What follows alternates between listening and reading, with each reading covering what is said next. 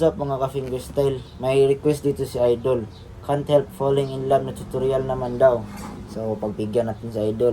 So, yung intro niya is sa F tayo magsimula. So, F siya, F. So, pwede kayong mag ganito na F.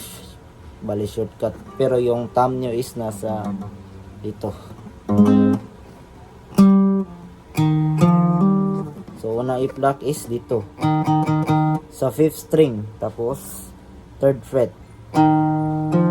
Tapos ito sa 4th string, 5th tapos 4th. Open lang, open. Tapos mag-hammer kayo.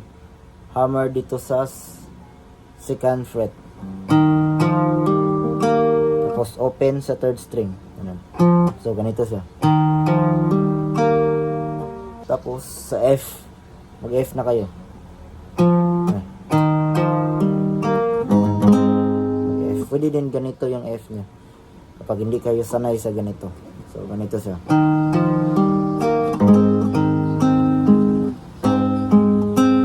Ganun lang.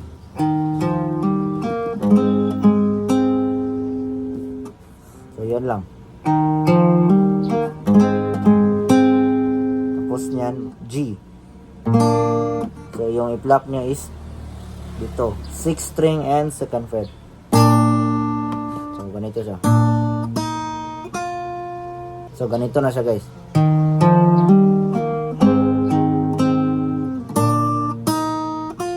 Tapos, A minor. Sa, yung i-pluck niya is sa 5th string and 1st string. Open lang, open. Tapos,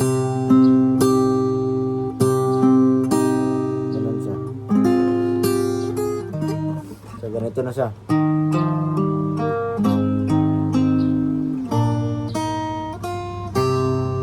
Tapos, i-pluck nyo itong 3rd string.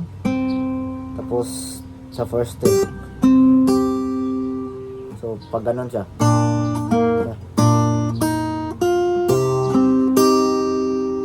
Tapos nyan, sa F naman tayo. So, ganito yung form sa F nyo dito. Ganito. Shortcut to sa F. So, ganito siya. Sa 4th string and 2nd string. Tapos, open. C. So, ganito siya.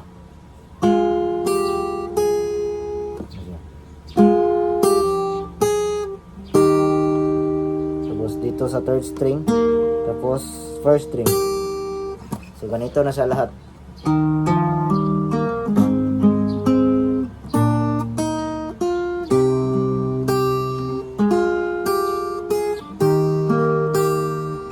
Tapos, last chord is G. Tapos, C. So, yun lang muna. Sa intro lang muna tayo. So, review tayo ulit. So, dito.